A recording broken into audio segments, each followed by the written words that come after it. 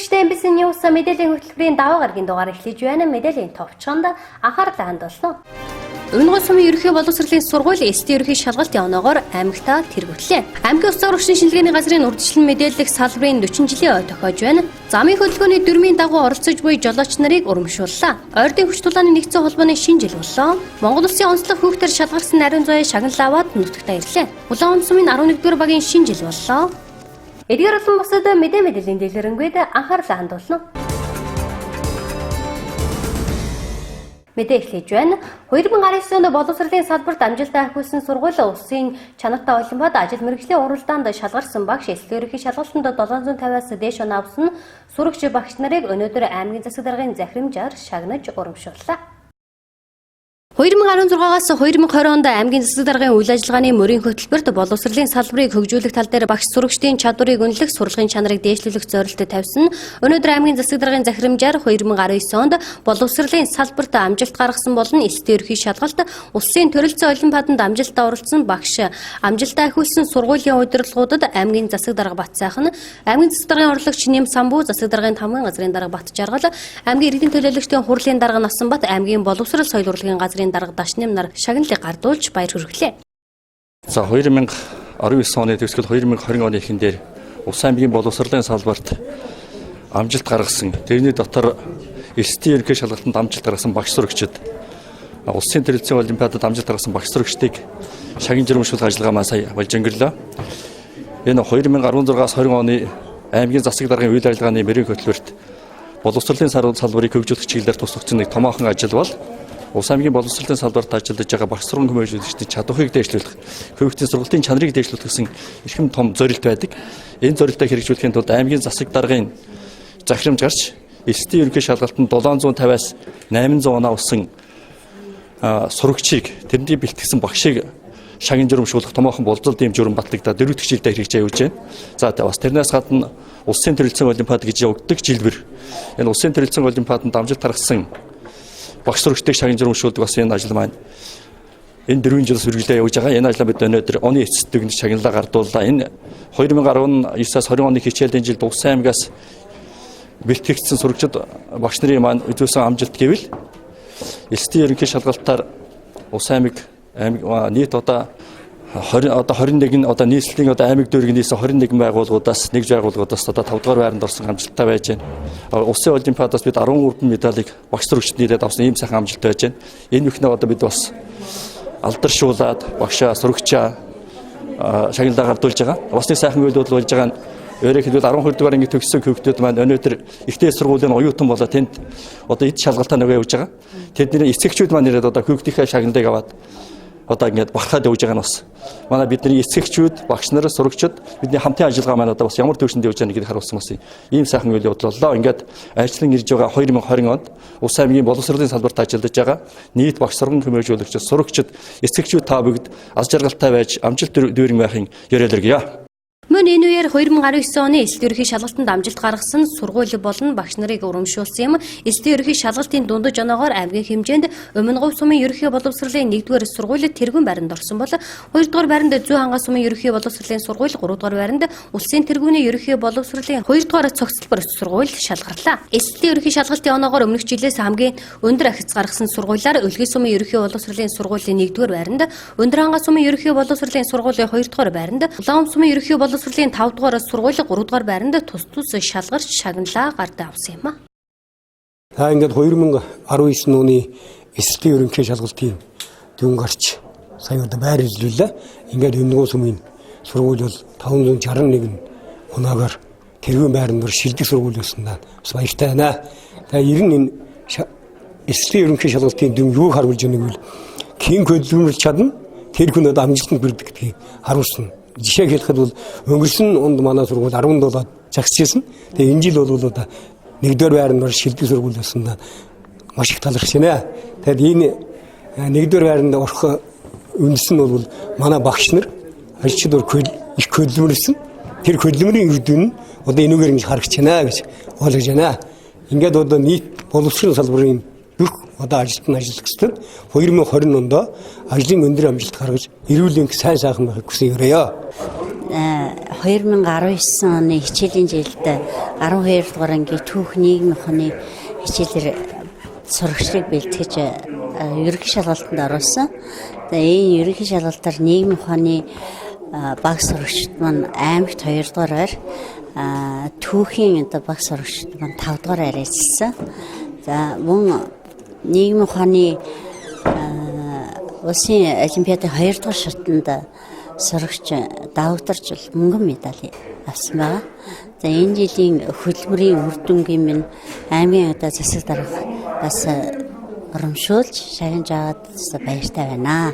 Ингээд нийт сургуулийн багш сурагчид бол бүгдээр их хичээл зүтгэлтэй сайн багш нар сайн сурагчид байдаг учраас бас амжилт болоод жилээс жилд ингээд сайжирч байгаа. 2020 оны хичээлийн жилд өмнөх жилийнхээ амжилтыг баттгаж дараа жилд улам их амжилт гаргахыг багш нараасаа сурагчдаасаа хүсэн ирээё. Мөн Увс аймгийн засаг даргын захирамжийн дагуу улсын чанартай олимпиад ажил мэргэжлийн уралдаанд байр эзэлсэн багш сурагчдыг шагнаж урамшууллаа. Сайн байцгаана уу та бүхэн шинэ оны мэнд дэвшүүлье. За улираа удаж байгаа 2019 он Увс аймгийн нийт багш сурагчид хүүхэд багчуудын хувьд амжилт бүтээл ариунтай сайхан он болж өнгөрлөө. За манай Увс аймгийн багш нар сүүлийн 5 жил сэтгэх чадрын олимпиаданд бол амжилттай оролцож байгаа. Энэ жил бол мөнгөн медаль авсан байгаа. 2016, 2018 онд бид бүхэн алтан медаль хүртсэн.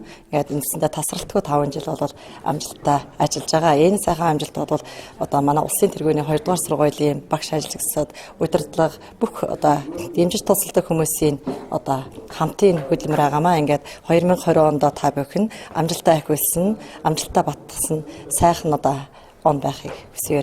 2019 он Улаангон политехник коллежийн хувьд бол амжилт бүтээлээр 4 он байлаа. За тэгээ багш ажилтнууд маань энэ онд улс бүс аймгийн чанартай олон уралдаан тэмцээнүүдэд амжилт гаргасан байна. Тэгээд өнөөдөр улсын чанартай уралдаанаас медаль байран шалгарсан багш нар маань засаг даргын зөвлөлөөс шагналаа авч байна. Тэгээд сэтгэл маш өндөр байна. Тэгээ сургуулийнхаа нийт багш ажилчид олон нийт аймгийнхаа боловсролын салбарынхандаа шинэ оны мэнд хүргье. Увс аймаг 2019 онд элдв ерхий шалгалтаар 21 аймгаас 5 дугаар байранд шалгарсан амжилт гаргасан мөн улсын төрөлцсөн олимпиадаас 13 багш медальт байранд шалгарч боловсролын салбар 2019 онд томоохон амжилтыг гаргасан юм а. Дараагийн мэдээ аймгийн улсын урагшны шинжилгээний газрын урьдчилан мэдээлэх салбар анх 1979 оны 12 дугаар сарын 30-ны өдөр Увс урагшны шинжилгээний газрын даргын 141 дугаар тушаалаар Увс урагшны шинжилгээний товчоо нэртэйгээр үйл ажиллагаагаа явуулна иргэд олон нийтэд цагаарын урьдчилан сэргийлэх мэдээллийг цагаалтлгүй хөргөж ирсэн өдгөө 40 жилийн түүхийг бүтээжээ. Увс аймгийн Увс урагшны шинжилгээний газрын урьдчилан мэдээлэх салбар үүсгэн байгуулагдсны 40 жилийн өнөөдөр тохиож байна. Анх 1979 онд Увс урагшны шинжилгээний товчоо нэртэйгээр урьдчилан мэдээлэх салбар үүсгэн байгуулагдсан бөгөөд Увс аймгийн нутаг Улаангом хот орчмын хоногийн болон хагас хоногийн цаг агаарын урьдчилан мэдээг зохиож үйлчлэн хоногт өндрийн 6 газрын 2 бүгд 8 зурагт 240-оос 500 станцын мэдээг буулгаж боловсруулалт хийж ажиллаа эхэлж байсан. Энэ үеэс аймгийн нутаг дэвсгэрт нислэг үйлдэж буй агаарын хөлөгт нислэгийн бүх төрлийн цаг агаарын мэдээлэлээр үйлчилж нислэгийн аюулгүй ажиллагааг ханган ажиллаж ирсэн. 1996 оноос цагуурын албаны компьютерийн нэгдсэн сүлжээ бий болсноор урьдчилан мэдээлэх салбаруудын хүрээнд мэдээллийг автоматар шуурхай боловсруулан цаг агаарын урьдчилан мэдээ гаргахад шаардлагатай мэдээллийг өргөн сонголтоогоор компьютерийн програм ашиглан боловсруулан гаргадаг болсон юм. Увс урагшны шинжилгээний газрын урьдчилан мэдээлэх салбар үйл ажиллагаагаа өргөжүүлэн ард иргэд аж ахуйн нэгжийг гаргадаг болсон байна. Өнөөдөр манай урьдчилан мэдээлэх салбарын түүх 40 жилийн 1979 оны 11 сарын 30-нд буюу одоо 40 насны их сар хүрч байна. Миний хариуцж байгаа урьдчилан мэдээлэх салбар маань. За урьдчилан мэдээлэх салбарыг салбарт орж ажиллаад 14 дахь жил цагуурын байгууллагт ажиллаад 30 дахь жилд ажиллаж байна. Энэ салбарыг ажилласнаас ер нь энэ салбар маань одоо хагас хоног, 1 хоног 5 хоног, 7 хоног сар улирал гэсэн мэдээгээр ард түмэнд аж ахуй нэгжид үйлчилдэг байгаа. Мөн цагуурын одоо болцшгүй аюул гэртээр давсан тохиолдолд анхааруулга мэдээ, сэрэмжлүүлэг мэдээ, урсан сэргийлэх мэдээгээр ард иргэд аж ахуй нэгжид үйлчлдэг ийм байгууллага байгаа. За энэ байгууллагад орж ажилласнараа миний яг энэ урсан мэдээлэх салбарт ажиллаж байсан инженерүүдээс одоо хамгийн олон жил нь 14 дэх жилдээ яг урсан мэдээлэх салбарынхаа синоптик инженерээр ажиллаж байна. Маш их баярлж байна. Одоо тэрнийг ирч болсон ахмадууд маань ирээ сууж байна. Хойч үе маань ийм сайхан шажигдсан залуу сайхан инженерүүдтэй болж ажлын үргээ гүйцэтгэж яваад туйлын баяртай байна. За би анх Монгол Улсын зөвхөн цагуурын инженер анги 72 он төгсчирээд энэ анх уфсан ус цагур орчны шинжилгээний товчоо гэж байсан. Энэ товчонд анх ажиллаад ажлаас хойш 43 жил ажилласан. Тэгээд төртөө гарт ажиллаж байгаа. Энэ анх 79 он манай байгууллагын төвхөнд хамгийн их дурсгалтай байдیں۔ Анх одоо энэ шинэ барилгын өргөтгөлөөр игдээд энэ анх пишингээс өөрийн зоохон шилжсэн. Дараа нь тэгсэн дараа нь бол байгууллагын шинжилгээний харуул ойлгогдсон. Мөн 12 сард 11 сард үрчлэн мэдээлэх товчоо гэж байгуулах энд үндсэндээ нэг шинээр 12 гинэ орондоо байгуулах бий болсон байна. Тэгээ үрчлэн мэдээлэх товчоо байгуулагдаад одоо 40 жил болж байна. Анх бидний байгуулж байгаа хугацаанд миний хоёр талдаа хоёр эмэгтэй бол үрчлэн мэдээлэх товчооны техник байсан. Бүх зураг олон улсаас тусгай дэлтвэ аппаратаар мэдээ зөвлөж яваад зургийг тусгай картан дээр буулгаад инженерүүд нь зураад тэгээ мэдээгээ зохиож гаргаж ирсэн. За тэр үетэй ажлууд цоод их сайхан болсон байна. Техникийн нэвтрүүлгийг өгчсөн. Бүх зүйлүүд компьютер интернетээр гарч ирж байна. Мэдээний таарц түүний таарц мэдээлэл бол улам сайжирсан байна. Анх цагуурын байгууллага бол энэ интернет компьютерийн систем Монголд анх удаа нэвтрүүлсэн байгууллага байд. Манай аймагт гэсэн компьютерийн систем, интернетийн систем анх удаа нэвтрүүлсэн юм байгууллага. Тийм учраас энэ нэлээд техникийн шинжилсэн хийгдсэн шинжилгээ ухааны том байгууллага гэж үздэг юм аа. Ингээд үрчлэн мэдээлэх товчооны 40 жилийн тохиолдуулаад ус цагуурынхаа хамт олон сайн сайхан нэрийлийн хэвсий ажлын олон энэ амжилтыг хүсье. Шинэ нэрэндээ шинэ цагта өөрийнхөө мэдлэг боловсроо цаг тутам дээшлүүлэн ажиллаж яваарай гэж хүсэн яриа.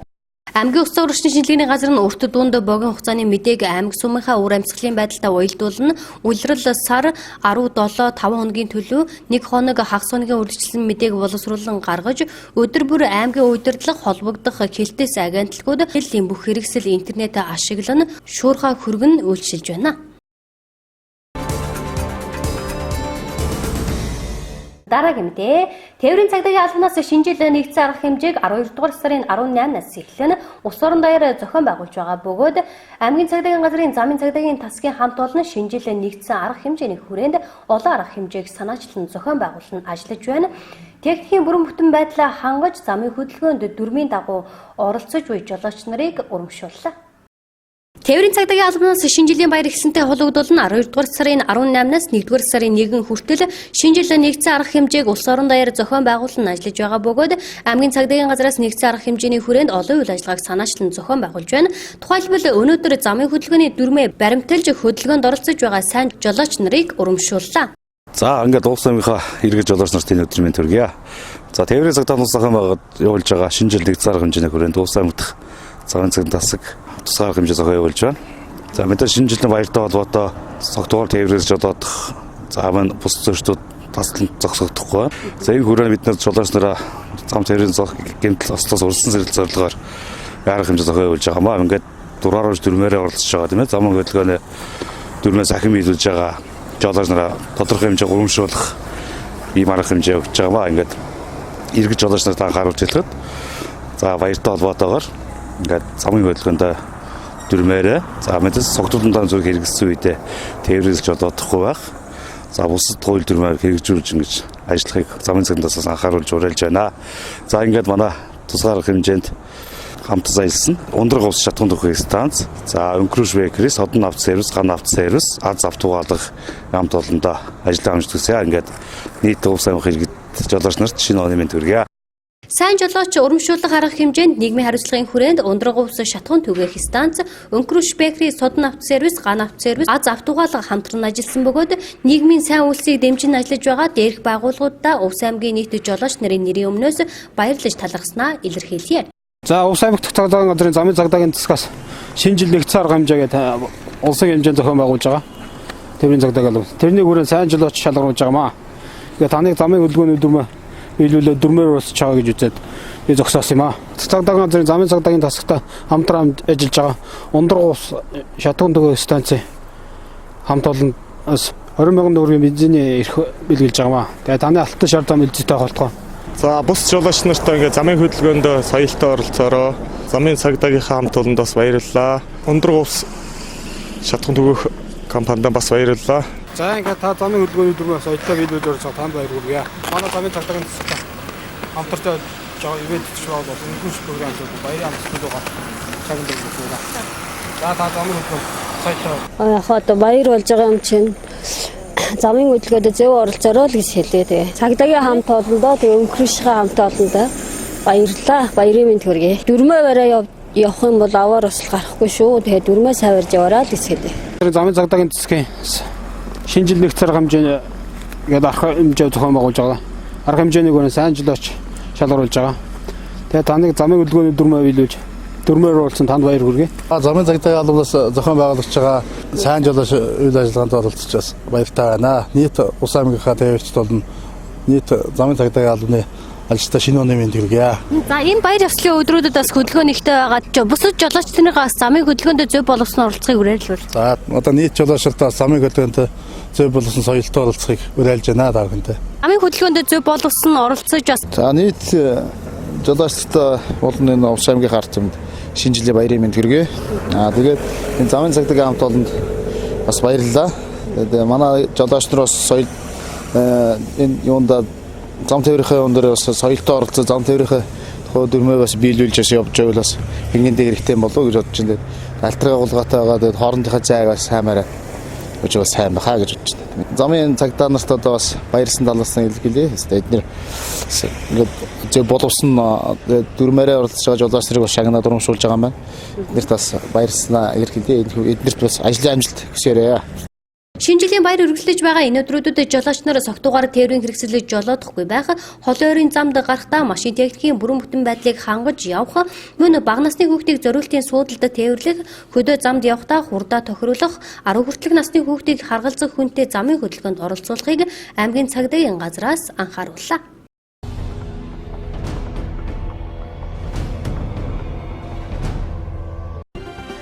Төсвийн орлогыг нэмэгдүүлж эдийн засгаа тэлэх нэг гол салбар нь аялал жуулчлал гэж тодорхойлдог. Гэвч манай улс өвлийн цагт жуулчин бараг хүлээж авдаггүй. Улаанбаатараас Чөхөтн хотууд жилд 10 сая жуулчин хүлээж авдаг гол нь сайн жишээ байна. Тэд цас мөсөн хотхон өвлийн усанд шумбалтын тэмцээн, уулын цан гэх мэтчлэн сонирхолтой хөтөлбөрүүдээр жуулчдаа татаж байна. Харин манай улсын хувьд 3-аас 4 төрлийн өвлийн хөтөлбөр байгаа нь чамлалтай үзүүлэлт юм. Үүнийг өөрчлөх тоог нь нэмэх шаардлагатай байна гэдгийг мэргэжлийн хүмүүс хэлж байна.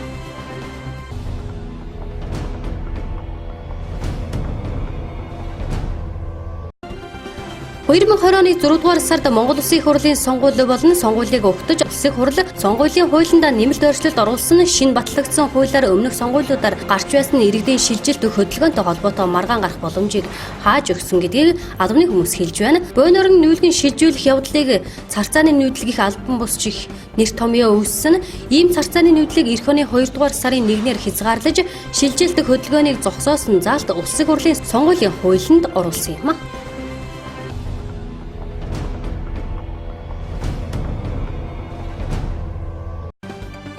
Шинэ жилийн баяр болж байгаатай холбогдуулан тээврийн цагдаагийн алба хүч нэмэгдүүлэн ажиллаж буй талаараа мэдээллээ.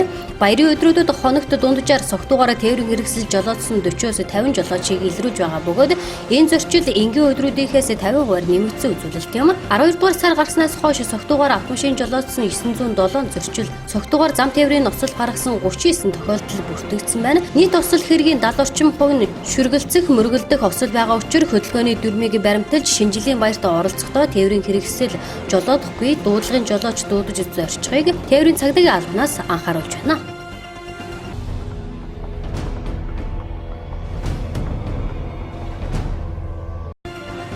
Гамшигаас хамгаалах тухай засгийн газрын 2018 оны 67 дугаар тогтоолоор батлагдсан гамшигын эрсдлийн үнэлгээ хийх журмын хэрэгжилтийг хангах хүрээнд гамшигын эрсдлийн үнэлгээ хийх тусгай зөвшөөрөл авах хуулийн этгээдэд эрсдлийн үнэлгээг хийхэд баримтлан ажиллах арга зүйн үнэлгээний тайланд тавигдах шаардлага, гамшигын төрөл бүрээр эрсдлийн үнэлгээ хийхэд шаардлагатай мэдлэг ур чадварыг эзэмшүүлэх зорилгоор мэрэгшүүлэх сургалтыг 2020 оны 1-р сарын 20-ны өдрөөс 2-р сарын 2-ны өдрүүдэд онцгой байдлын ерөнхий газрын дэргэдэх гамшиг судлалын хүрээлэнд зохион байгуулна. Мэрэгшүүлэх сургалтанд эсэгчдийг 2020 оны 1-р сарын 2-ноос 13-ны өдрийг хүртэл гамшиг судлалын хүрээлэнд бүртгэн эсэхийг хөсгөгчд нь дараах материалыг батлагдсан маягтын дагуу бүрдүүлсэн байна. Үүнд сургалтанд эсэхийг хөссөн өргөдөл, эсэлтийн анхит иргэний үнэмлэхийн хуулбарын хамт дипломын хуулбар тус бүр 1%, мэрэгжлийн сургалтанд хамрагдсан гэрчилгээний хуулбар, сүүлийн 1 жил авахсан дөрвийг харьцан 6 хэмжээтэй C зураг 4%, бүртгэлийн хурамж 15 мянган төгрөгийг 10 тгээс Т-г Т3 14 Т6 дансанд төлсөн баримт холбогдох материалыг бүрдүүлэн 2020 оны 1-р сарын 13-ны өдрийн 17 цагаас өмнө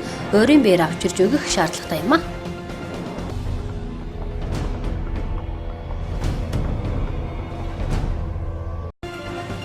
Сүүлийн жилүүдэд хот хоорондын зорчигч тээвэрт зорчиж байгаа амнаас эрүүл мэндээр хохирох тохиолдол нэмэгдэж байгаа статистик тоон баримт байна. Тухайлбал 2018 онд хот хоорондын замд зорчигч тээвэрт явж байсан тээврийн хэрэгсэлд холбогдсон 8 гэмт хэргийн тохиолдлоос 8 хүний амнаас эрсдэж 14 хүн гэмтэж байсан. Харин 2019 онд зам тээврийн 10 хэрэг бүртгэгдэж 7 хүний амнаас хохирч 59 хүн гэмтэж бэртсэн байна. Хот хооронд ноцтой осол гарч байгаагийн үндсэн шалтгаан нь нийслэлээс захын аймаг руу явхад туулах зам нь хол байдаг болно. Тээврийн хэрэгслийн техникийн бүрэн бүтэн байдлаас шалтгаалдаг. Мөн хот хоорондын замд зорчихдоо зориулалтын амралтын зам талбайг бүрэн хийж өгөөгүй байдлаас болдог байна. Стандартаар 50 км тутамд тээврийн хэрэгслийн жолооч тээврийн хэрэгслээ зогсоох талбай байгуулах ёстой. Энэ нь байхгүй байгаа учраас осол аваар гарч байна гэдгийг албаны хүмүүс хэлж байна. Зам тээврийн осол гарч хүний амнаас эрсдэж байгаа эдгээр цэгүүдийг зам тээврийн ослын аюултай цэг гэж үздэг. Энэ цэг нь янз бүрийн шалтгаан нөхцлөөр үүсч бий болдог байна. Дараагийн мэдээ. Ордын чуулганы нэгдсэн холбоо 2016 оны 10 дугаар сард байгуулагдсан бөгөөд 3 жилийн хугацаанд тус холбооны тамирчид ус бүсийн тэмцээнүүдэд амжилттай оролцож ирсэн. Одоогийн байдлаар 80 гаруй хүүхэд тус тулааны спортоор хичээллэж байна. Ордын чуулганы нэгдсэн холбооны шинжил өнгөрсөн бямгарагт өргөн дэлгэр болж өнгөрлөө. Ордын чуулганы нэгдсэн холбоо өнгөрсөн амралтын өдөр шинжилийн баяраа тэмдэглэн өнгөрүүллээ.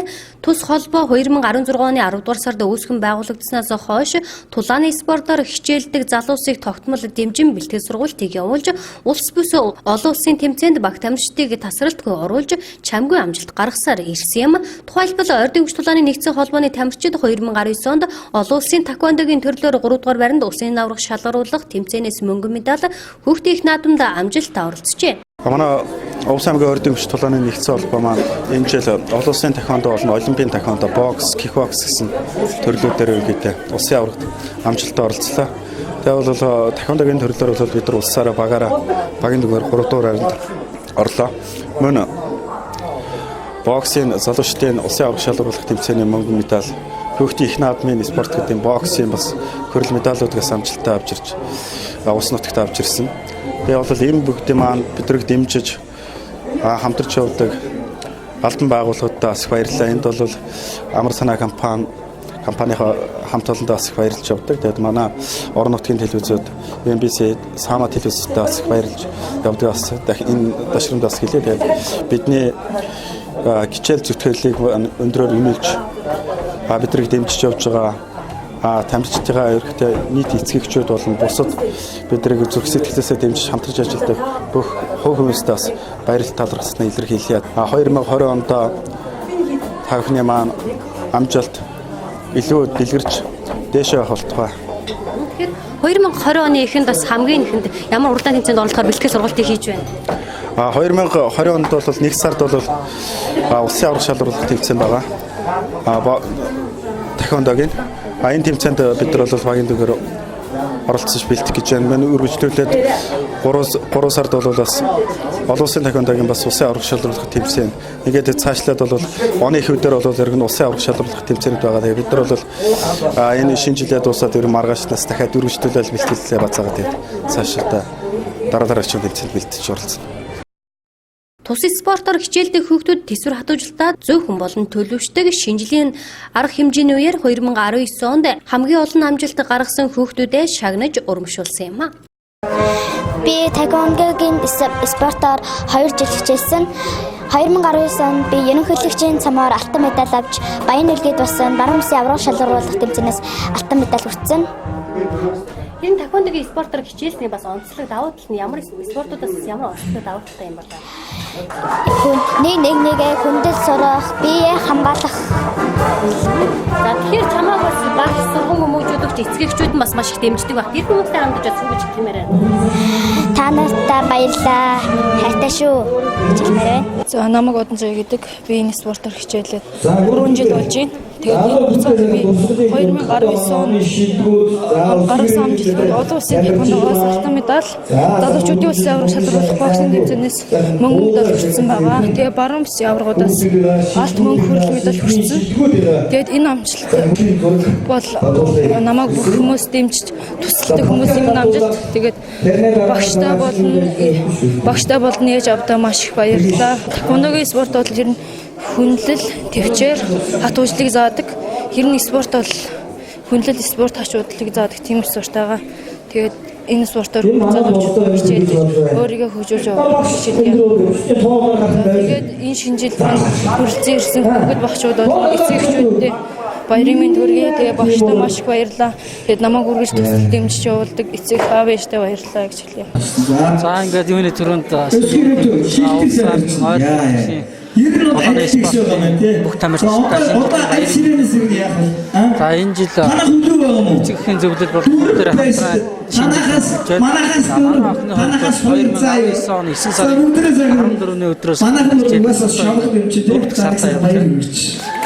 Энэ 4 сарын хугацаанд Улаанбаатар хотын зохион байгуулалт Монголын таеквондогийн ерөнхийлөгчийн холбооны нэрмж тэмцээнээс хүрэл медаль баруун бүсийн кап буюу баруун бүсийн клубүүд авах тэмцээнээс мөнгөн медаль зэргийг тус хүртэн ирсэн байгаа.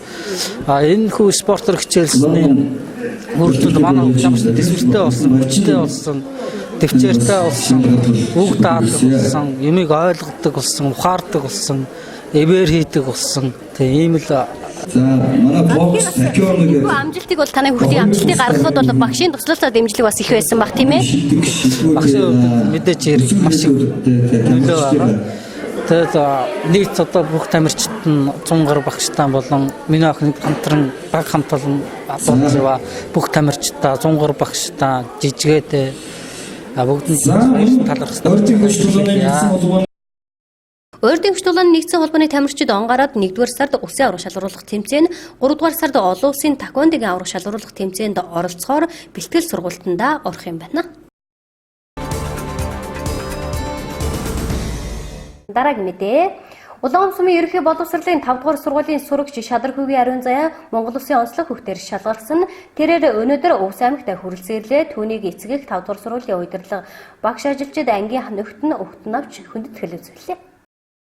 Засгийн газрын хэрэгжүүлэгч агентлаг гэр бүл хүүхэд залуучуудын хөгжлийн газраас оны онцлог хүүхэд шалгаруулах ёслолын үйл ажиллагааг жил бүр зохион байгуулдаг. 28 дахь жилдээ зохион байгуулж буй уг арга хэмжээнд 2019 онд амжилт бүтээл хүмүүнлэг үйлс онцгой амжилтаар шалгарсан 119 хүүхэд өрсөлдснөөс Өвс аймгийн Улаангом сумын ерөнхий боловсролын спортын төрөлжсөн 5 дугаар сургуулийн 12 дугаар ангийн сурагч Ариун Заяа Монгол улсын онцлог хүүхдээр шалгарна. 12 дугаар сарын 26-ны өдөр ерөнхий сайд хүрэл зүхээс шагналаа гардаж авсан юм. Тэрээр өнөөдөр Өвс аймагт хүрэлцэн ирлээ. Түүнийг гэр бүл анги хамт олон сургуулийн удирдлага болон аймгийн гэр бүл хүүхэд залуучуудын хөгжлийн газрын удирдлагууд өгтөн авлаа. 2019 он бол манай байгууллагын хувьд бол одоо шагналын хур буусан жил байлаа. Өнөөдөр ихэд одоо манай сургуулиас хамгийн анхны улсын шилдэг сурагч маань одоо тодорч шагналаа аваад хүрэлцэн ирлээ. Сургуулийн маань хамт олон эсдийн ерөнхий шалгалтаараа оноогоо ахиулсан сургуулиар одоо шалгарч 3 дугаар байранд эзэж мөн сая одоо засаг даргаас шагналаа аваад хүрэлцэн ирлээ. За энэ жил бол одоо биднээс спортын сургууль учраас спортын байгууллагыг дэмжигч байгууллагаар одоо шагнаж сая алтан нот арга хэмжээнээс одоо шагналыг авсан. Энэ бүхэн маань одоо бидний ажлыг дэмжиж яадаг аймаг орон нутгийн удирдлагууд болон хамт олонны маань хичээл зүтгэл мөн ар гэрүүдийн маань одоо бидний ажлыг дэмжиж ойлгож яадаг зүтгэлийн маань ач тус гэж үзэж байна. Ингээд бас мөн бидний ажлыг байнга дэмжиж яадаг MBC телевизийн хамт олон та бүхэнд одоо шинэ оны мэндийг хүргэж 2020 онд ажлын илүү амжилт гаргахыг хүсье. За баярлалаа. Өнөөдөр Монгол Улсын оны онцлог хүүхэд болоод 12 сарын 26-ны өдөр шагналаа аваад өнөөдөр Увс аймагт ирлээ. Үнэхээр сайхан байна. Энэ шагналаа би сурагчдын өөрөө удирдах байгууллагын төрөлд авсан. Ер нь бол хүүхдүүд хичээл, урлаг, спорт гэхээ хажуугаар олон нийтийн үйл ажиллагаанд идэвхтэй оролцсноор илүү хөгжиж, илүү их өөрийгөө нээж чаддсан болов уу гэж ойлгодог. За ингээд энэ шагнал маань зөвхөн миний шагнал биш. Увс аймгийн маань 30 гаруй мянган сурагчдын бас үүрэг оролцоо энэ миний шагналд байгаа шүү гэдгийг хэлье. За ингээд хүүхдүүдэд хандаж хэлэхэд маш их баярлалаа. Намайг дэмжиж тусалдаг. Би тамирчин спортын төрөлцсөн сургалтад ерөнхий боловсролын 5 дугаар сургуулийн хамт олон болон аймгийн гэр бүл хүүхэд залуучуудын хөгжлийн газар, засаг даргын хамгийн газар болон намайг дэмжиж тусалдаг найз нөхөд гэр бүлийн хамт олондоо үнэхээр их баярлалаа гэж хэлье. За охин маань энэ 2019 оны онцлог хүүхэд болсонд одоо маш их баярлаж байна. За өдөө зэргийн одоо амжилт гаргахад одоо тусаж дэмжиж байсан. Одоо анги хамт олон сургууль мань хүүхд гэр бүл хөгжлийн хэлтс болно. Бусад хүмүүстээс талархал илэрхийлье. За тэгээ хүүхэд бүрийн одоо хөгжил оролцоог дэмжин ажиллаж байгаа ерөнхий улсын 5 дугаар сургуулийн удирдлага, багш сургууль хүмүүжүүлэгчид, ажилтан, за анги хамт олон за бусад сурагчдаас талархал илэрхийлье. Миний охин өнөөдөр ингээд Монгол Улсын онцлог хүүхдийн нэгэд одорсонд аав нь их баярлж байна. Би анх энэ охинтой болж байхдаа их баярлж байсан. Тэр мэдрэмжийг агч одоо энэ удаад авч байгаа туйлын баяртай байна. Охиноороо маш их бахархаж байна. Бусад их эцэгчид бас ийм л баярыг хүсдэг байх гэж бодож байна. Баярлалаа та бүхэнд. Дэмж тусалж байгаа бүх хамт олон 5 дугаар сургууль хамт олон болон аймгийн хөтөлбөрт их баярлалаа гэж. Ангийн багш Батгүйд бас баярлалаа гэж хэлье. Ариун заяа нь урлаг спортоор хичээлдэг манлайлаг сурагч өгөөд сурах арга барилыг сайн эзэмшин суралцах хугацаанд 12 жил дараалан үндэгээтэй суралцсан. Хүүхдийн өөрөө удирдах байгууллагын манлайлал нь хүмүүнлэг сайн үлсийн аянд идэвхтэй оролцдог авиаслаг бүтээлч сурагч. Ариун заяагийн цаашдын сурлага урлагийн их үйлсэд амжилт хүсье. Дараагийн мэдээ. Увс аймгийн улаан умсмын 11-р багийн шинэ жил өнгөрсөн нэм гарагтай боллоо. Шинэ жилийн арга хэмжээний үеэр тус багаас аймгийн иргэдийн төлөөлөгчдийн хурлын төлөөлөгчөөр сонгогдсон. Анх баяр 2019 онд 11-р багт хийгдсэн бүтээн байгуулалтын ажлын талаар иргэдэд мэдээлэл өгсөн юм а.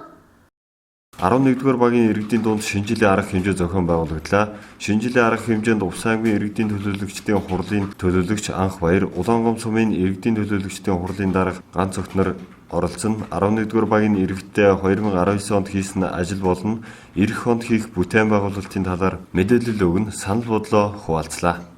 Тэгэхээр өнөөдөр Улаангом сумын 11-р баг маань шинэ жилээ тэмдэглэж байна. Аймаг сумын төлөөлөгчид хамтран бид нэр өнгөрсөн 4 жилд хийсэн ажил болон эх жилүүдэд хийх ажлаа тайлагнаж төс төлөвлөгөөгөө танилцуулахаас гадна хийсэн ажлуудаа ач холбогдлыг бас ард иргэдтэйгээ ярилцаж, нээлттэй ярилцаж, сонсож, тиймээ санал шүүмжийг инж, магтаал сайшааллыг инж аль бүгдийн л ингэж иргэдтэйгээ дутна ийм шинэ жилийг өнгөрүүлж байна. Тэгэхээр энэ шинэ жилийн гол зорилго нь маань гэхээр энэ жил манай 11 дугаар багт дид бүтцийн ажил явсан байгаа. Улсын төсвийн 1.6 тэрбум төгрөгөөр энэ нэгээр бид нэр 1500 м 5 хос шугам татсан.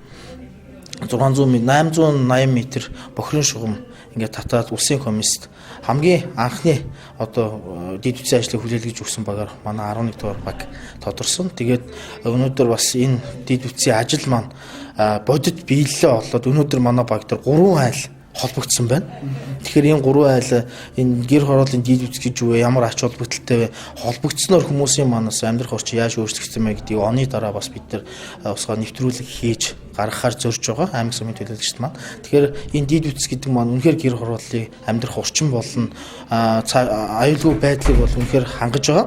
Тэгэхээр энийг бас иргэд маань гэр хорооллын дид бүтцийг энэс бас ач холбогдлыг сайн ойлгох байх гэж бодож байна. Тэгээ өнөөдөр бас дид бүтцийн ажил явахад 17 айлын хашаагаар ямар нэгэн байдлаар дайрсан болон нурааж хариу барьсан байдаг. Тэгэхээр энд маань иргэд энэ төр засагтайгаа хийж байгаа компанитайгаа хамтарч ажиллаад итгэх санаачлагтайгаар энэ дэд бүтцийн ажилд хамтарч оролцсон. Энэ 17 иргэнэ бид нар бас аймаг сумын төлөөлөгчд багийн удирдлагуудын зүгээс нийлж ингэж бас талархал гардуулж байгаа. Тэгэхээр бас үр хөвгтдээ хоочтой бид нар энэ дэд бүтцийн ажилд бас оролцож явсан шүү гэдэг бас дурсгал болж үлдэн гэдэг үднээс энэ бол хүмүүс мартамхай шүү дээ. Хэдэн жилийн дараа айгуул угаасаа л энэ дэд бүтцтэй байсан юм шиг ингээл бодоо явчихдаг тийм ээ. Тэгэхээр ямар үед ямар нөхцөлд ямар ажлыг эхлүүлж эдээ хүрсэн бэ гэдгийг бас иргэд маань санаж явах зүйтэй болов гэдэг үднээс энэ талархлыг иргэдтэй гардуулж байгаа. Тэгэхээр багийн шинжил маань сайхан болж байна. Бид гурав энэ аймаг сумд сонгогдсон төлөөлөгчд маань хийсэн ажлынхаа үр дүнг бас иргэдээрээ хилцүүлж байна. Тэгээ юуны өмнө дэд бүтцийн ажил явж байгаа энэ ажил маань маш олон хүний хүч хөдөлмөр санаачлаг орсон. Үүн дундаа бас манай аймаг сонгогдсон 3 улсын их хурлын гишүүнээ хүчээл зүтгэл өндөр байсан. Үүн дотор сангийн сайд Чех Хурлбаатар багцтай суулгаж энэ зураг төсвийн ажлыг анх эхлүүлж ирсэн. Дараа нь 2 жил дараа л ингээ 9 тэрбум төгрөг суулгачлаа шүү дээ. Тэгэхээр энэ бол өөр бусад ямар ч аймагт ингэж хийгдэг орон нутгийн төсвүүдээр 9 тэрбум суун гэдэг бол маш хэцүү ажил. Үүнийг бас 3 гишүүн маань сангийн сайд маань ингээд шийдэж өгсөнд яг иргэдийн төлөөллийн хувьд би бол ямар нэгэн ус төр өнцгүйгээр хэлэхэд бас талархлаа гэж хэлэх таатай байна. За өнөөдөр бас жил болгон зохион байгуулагддаг багууд дээр хийгддэг шинэ жилийн арга хэмжээгээд аймгийн төлөөлөгч, сумын төлөөлөгч бид гурван зүгээс одоо баг дээр шинжилгээ хийж байна. Энэ шинжил дээр бас бид бүхний бүрэн эрхийн хугацаанд хийгдсэн ажлаа тайлгнаж ард иргэдээс бас санал бодлын сонсч дараа жил хийгдэх ажлынхаа бас ажлыг одоо ард түмнээс ирэмблэж одоо сонсохоор одоо өнөөдөр ингэж шинжилгээ арга хэмжээ зохион байгуулж байна. Өнөөдрийн арга хэмжээнд бол манай багийн ахмадууд болон залуучууд дунд насныхан гэх мэтлэн олон хүмүүс маань бүгдээрээ бас итгэх санаачлагтай дүүрэн нэрсэн байна. Манай багийн хувьд бол үнэхээр одоо бид гурван зүгээс төлөөлөгчийнхаа үүргийг одоо бүрэн одоо биелүүлсэн болов гэж одоо бодож байгаа. Амлсан одоо зүйлүүд маань ерөнхийдөө бол гихцсэн. Багийн төвийн одоо сайхан шин контортой болсон. Энд одоо бид бүхэн өөрснөө хурлаа хийхдээ энэ тиймд газруудад бас байгуулгын заал ашиглаж ингэж хийдэг байсан. Одоо бол багийн сайхан контортой болсон, заалтай болсон. Эндээ бол бид бүхэн бас орон нутгийн хөгжлийн сангаас тогтжуулах ажлуудыг хийсэн. Дээрээс нь манай аймгийн төлөөлөгч анх баярын саяхан хэлсэн дэд бүтцийн ажил маань явуулчлаа. Хүүхдийн тоглоомын талбай 24 айлын уртлын тоглоомын талбай маань бас задгаа хог новшуулсан ийм асуудалтай байсан. Одоо бүгд ард иргэд бүгдээр л мэдж байгаа. Тэн дээр бас тодорхой хэмжээний бага өртөх 4 сая төгрөгийн өртөх төсвөртөгтэйгээр сумын төсвөөс хүүхдийн тоглоомын талбайг барьж одоо бас хүүхдүүдийн тоглоорчныг одоо бүрдүүлсэн. Гэх мэтлэнгийн одоо бас нэлээдгүй одоо улсын төсвийн ажил болон аймгийн төсвийн, сумын төсвийн ажлуудыг цохих хэмжээндээ бас одоо баг дээр оруулж ингэж ажиллаа. Тэгээ одоо багийнхаа яолхонд хүрэлцэн ирсэн нийт одоо багийн ард иргэдтэй бүгдэнд нь эрүүлийн хамгийн сайхан бүгдийн көсөөрөө. Шинэ жилийн арга хэмжээнд 11-р багийн нэргэд идэвхтэй оролцлоо. 2019 онд 11-р багт бүтээн байгуулалтын ажил ихээр өрнөсөн жил байлаа хэмээн иргэд хөдөлмөрчид ярьж байсан юм. Бүтээн байгуулалтын ажилд гар бие болон сэтгэл зүрхээрээ хамт оролцсон иргэд хөдөлмөрчдөд баярлаж талархснаа 11-р багийн засаг дарга төлөөлөгчид шинэ жилд ирсэн иргэдтэй илэрхийллээ.